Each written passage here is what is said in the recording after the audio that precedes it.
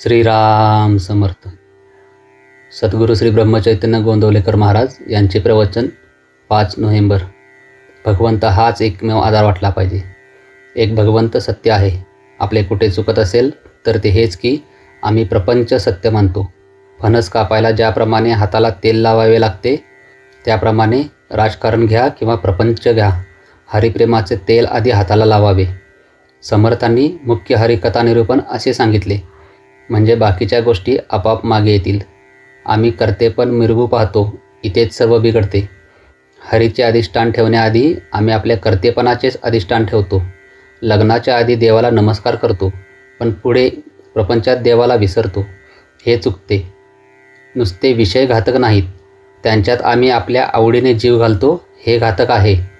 विषयाच्या ताब्यात जाणे घातक आहे. इमारत मोठी करावी, कळस सुंदर सोन्याचा करावा म्हटले, पण पायात जर चांगला नाही घातला तर देऊळ कसे टिकावे. अमुक एका कार्याला कुणाची मदत नको म्हटले तर आपण जे म्हणू ते व्हायला पाहिजे. ते होत नाही तेव्हा मदत कोणाची तरी घ्यायचीच. तर मग आपल्यासारख्या बुडत्याचीच घेऊन काय उपयोग. भगवंताचीच घेतली पाहिजे. आम्ही जर भगवंताजवळ विषय मागितले तर त्याचे फळही घ्यावे लागेल. दुर्योधन आणि अर्जुन भगवंताची मदत मागायला आले. एवढे सैन्य सोडले आणि अर्जुनाने भगवंताला मागितले. दुर्योधनाने जे मागितले तेच नाही का आम्ही आज प्रपंचात मागत. आमचे कार्याकडे लक्षच नसते, सर्व लौकिकाकडे असते. मी दुसऱ्या कशाचाही नाही असे म्हटले म्हणजे भगवंताला अनन्य शरण होता येते. परमात्मा हवा ही नाही आम्ही जाणीव करून घेत. जग हवे असे म्हणतो आणि तिकडे सर्व जग मला नावे ठेवतो असेही म्हणतो. मी म्हणतो जगाला नावे ठेवू द्या, पण राम काय म्हणतो इकडे पाहणे जरूर आहे. आपण परमेश्वराचे परमेश्वरालाच दिले तर कुठे बिघडले. जो दिसत नाही भासत नाही त्याचे हे सर्व आहे असे म्हणण्यात कुठे बिघडते. ते म्हणण्यात जे समाधान मिळते ते नाही आम्हाला समजत. खरोखर परमात्मा साक्षात कल्पवृक्ष आहे. आपण नेहमी चिंता पाहतो म्हणून ते आपल्याला चिंताच देतो.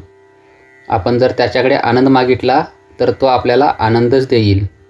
भगवंताचा आनंद हा फार बलवत्तर आहे. तो एकदा मिळाल्यावर प्रपंचातल्या लाभहानीचे महत्त्व नाही. राम हा त्रैलोक्याचा स्वामी आहे.